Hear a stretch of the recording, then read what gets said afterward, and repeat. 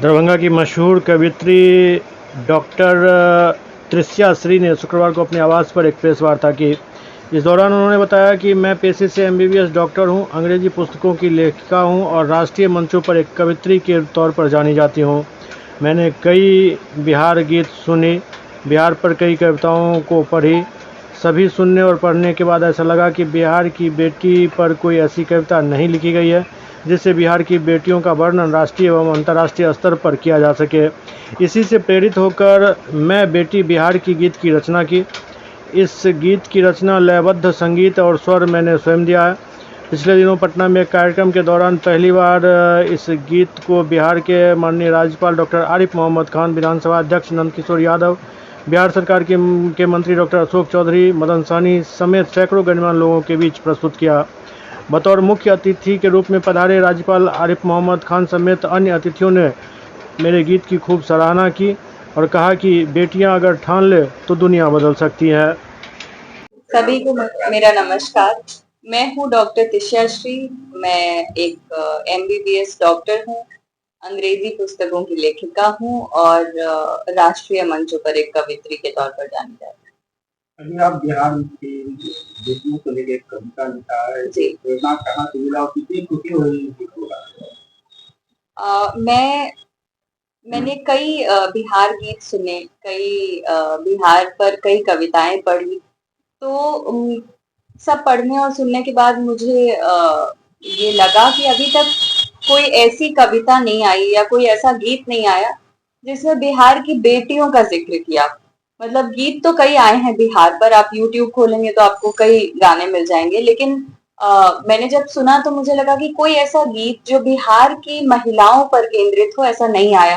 तो फिर मुझे लगा कि एक बिहार की बेटी होने के नाते मेरा फर्ज बनता है कि मैं एक ऐसा गीत लिखूं जिसमें सिर्फ बिहार की वो महिलाएं जिनका एक योगदान रहा है बिहार के इतिहास को गौरवशाली बनाने में, उनका जिक्र हो और उन पर केंद्रित ये गीत हो।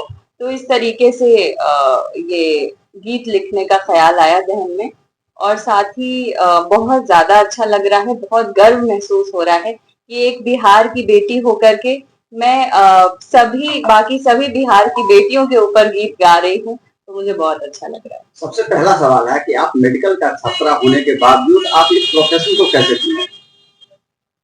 सवाल अच्छा है। मैं हमेशा मन से एक पंक्ति कहती हूँ कि लोग अपने पेशे के लिए अपना शौक छोड़ देते हैं, मैंने अपने शौक के लिए अपना पेशा छोड़ दिया।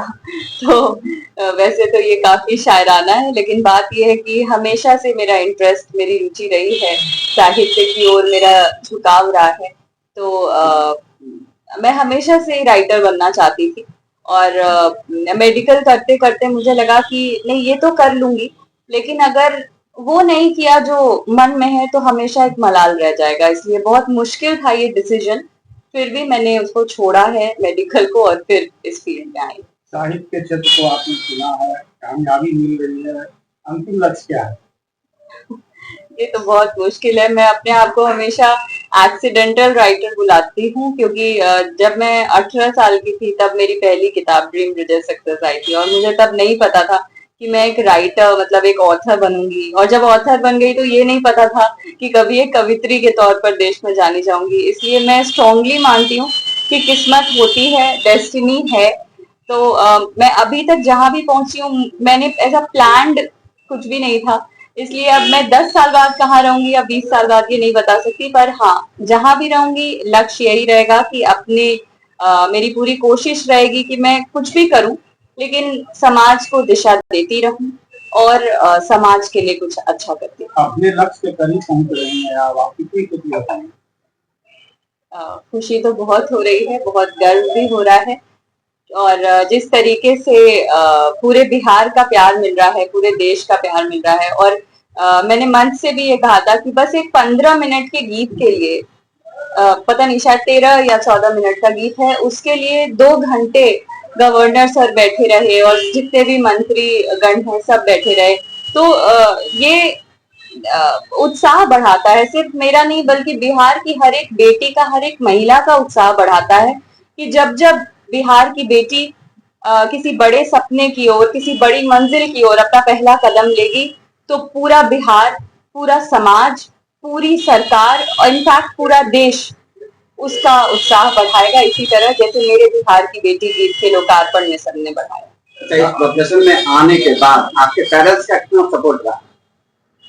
अगर पेरेंट्स का सपोर्ट नहीं होता तो मैं आज यहाँ होती ही नहीं, क्योंकि मैं मानती हूँ कि पेरेंट्स का सपोर्ट बहुत जरूरी है।